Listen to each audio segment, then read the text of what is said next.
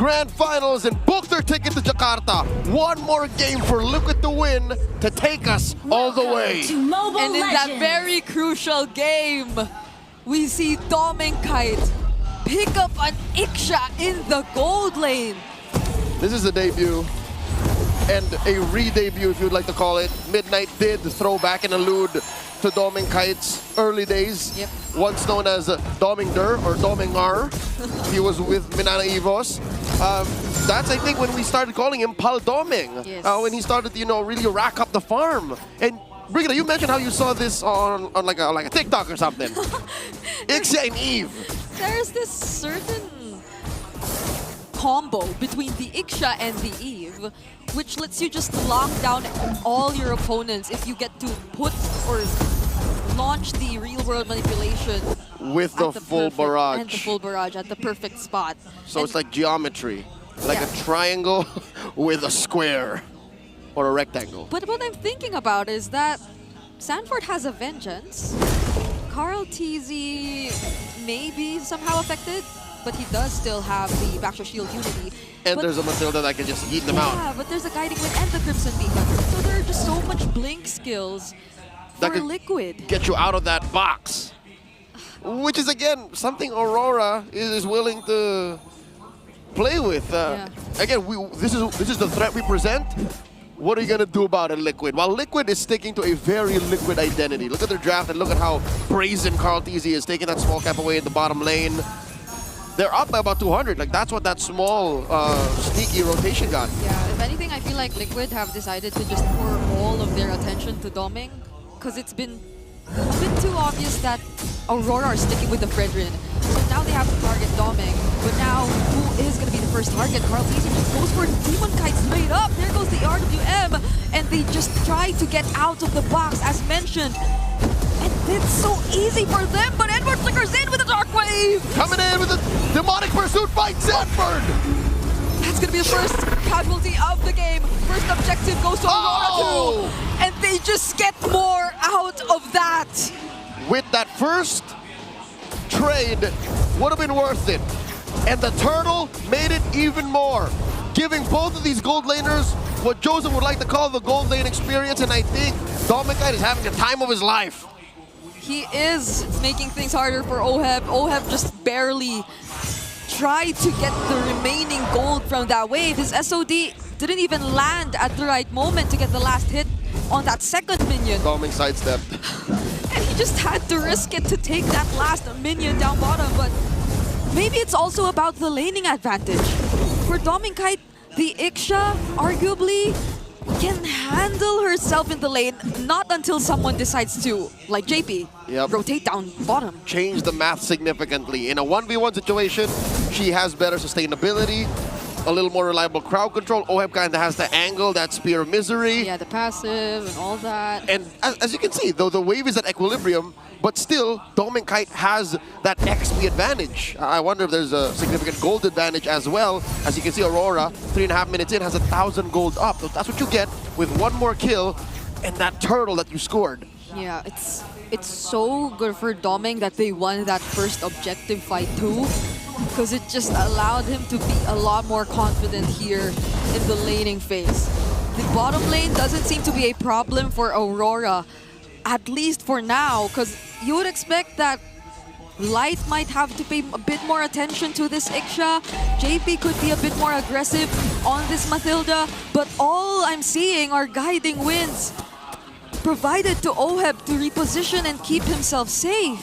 They're not guiding winds that try to push forward or threaten Kite. Yeah, so it looks like Liquid are hunkering down for what could be the inevitable defensive state that they'll be in if they have to give up every single turtle in the early game. This is the second one spawning in the lower quarter.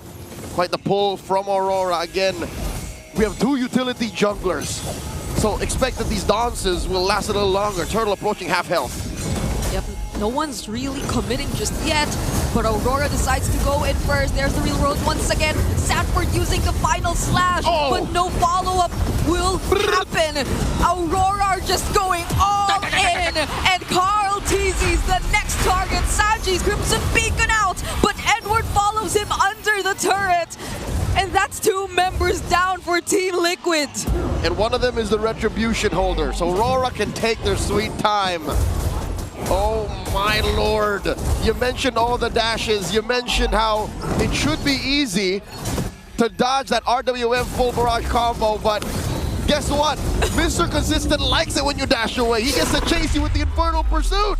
And guess what? They're not doing the combo. They're using it at different times. Exactly. They're layering it. They're not getting their cake and eating it too. They're getting their cake and keeping it in their back pocket for a rainy day. And that rainy day is today as Aurora take mid lane. Aurora on their way to taking the bottom lane. They're up 2,000 gold.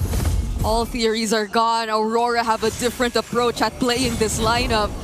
And Team Liquid Philippines, they're clearly surprised by how they're doing this. Rick, it's a full 1,000 between Oheb and Dominkite. And Dominkite just went full greed. Oh. Sky Piercer on this Ixia. Sky Piercer first even, maybe. Or was it second? Item. Okay, it's he has second. One fully built item. Yeah. Okay. So he's on his way to a Swift Trinity.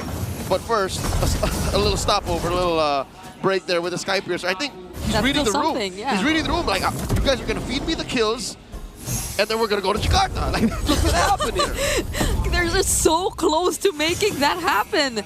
Because at this point, not even Sanford can look for those final slashes to make things work. Not without triggering Edward. And not with the real-world manipulation in front of them. That too, he has to stop. Again, sure you can dash through. You can, train on your targets with the Vengeance, but it's not like the front line of Aurora's making that easy. Yeah, I think Carl, TZ, and Sanford have to be a lot more calculated in terms of the timings in which they go in, because it's so hard to back out when Aurora decides to punish you. You know what? Here's one of those times where I wish Liquid had that Hayabusa to hunt down this Ixia. Because the last time it was picked was Season 14, about a year ago, September 27, 2024, by Kozin, when he was playing for TNC. So the last time it happened in MPL Philippines, Aurora was on the receiving end of an Ixia. Yeah, and that was a completely different TNC that we're talking about at the time. A year ago, Edward again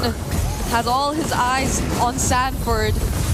But could he be the target? They're gonna settle for whatever they can, because at this point, Team Liquid, they could not get close to the objective. A little trade though.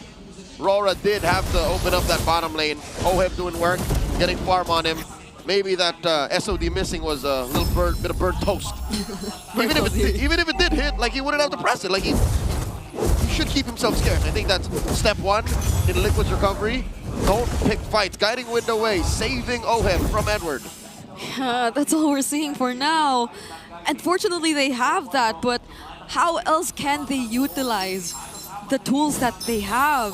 They're not able to play as aggressively because of the threat of an immediate punish from Aurora. Either the real world, the full barrage, or Edward just blocking every single member of Liquid from running away. Oh, smart move from Carl, but Oheb gets caught by the Unbreakable. Oh my goodness. Something tells me Aurora have put the fear of God into Liquid. You see how fast JP flickered away? Yeah. I think he was expecting a full-on collapse. He's like, no way! Because it could happen. Edward was so close nearby. That was a jump scare. And now all they're doing is just going for the split push. Team Liquid Philippines, they're stuck in this position of they can't even pick a team fight. Nope. They can't even try to look for pickoffs. No one seems like a safe target if we talk about Aurora. Not until Oheb is ready.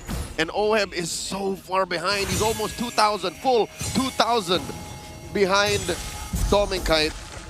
And he only has 2 out of 3 on that Swift Trinity, while Dominkite is on his way. He's 2 in, but also he has a Sky Piercer. Luckily, no stacks on yet. Yeah, but he also has the Sea Halberd, so like, even this early on, they're finding ways to deal with every single form of sustain that Liquid has. Right, shield, heal,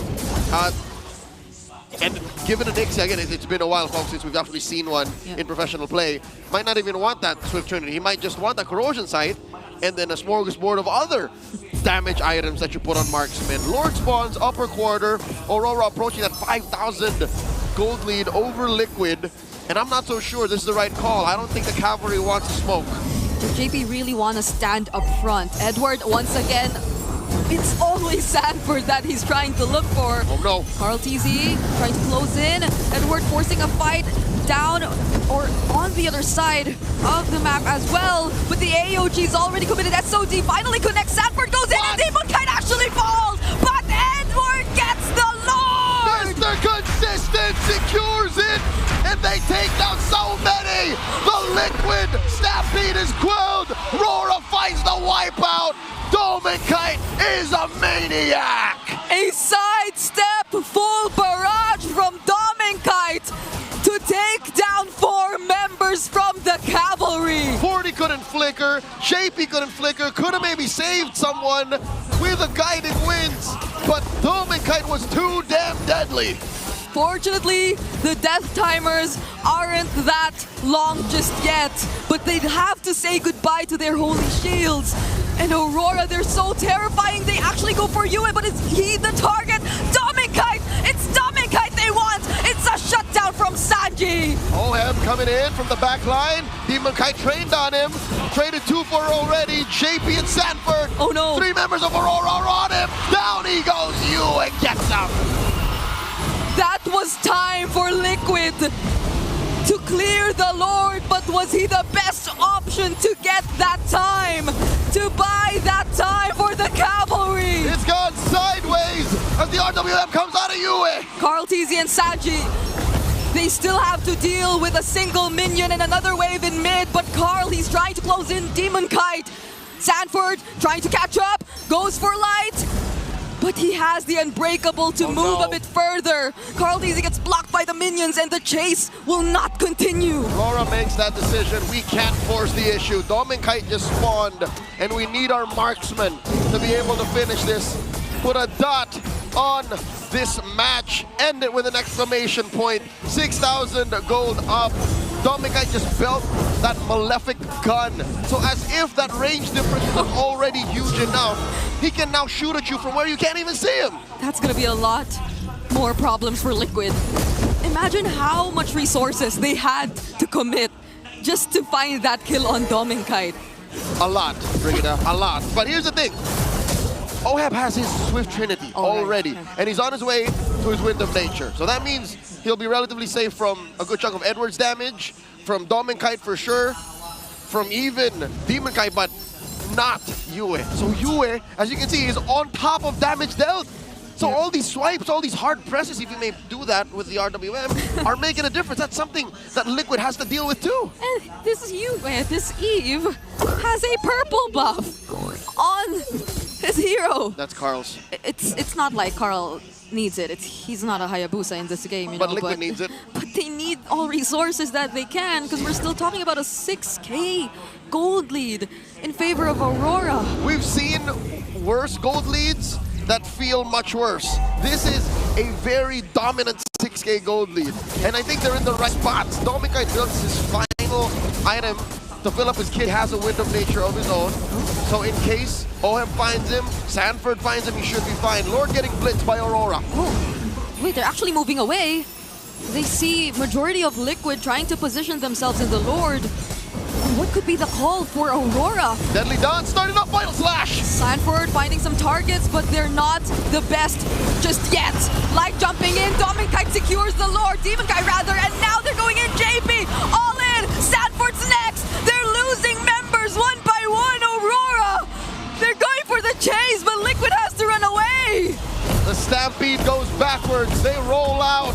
The Lord spawns up top. Aurora is inside the base. They crack through mid. Do they have enough wave clear? Can Oheb deal with this alone?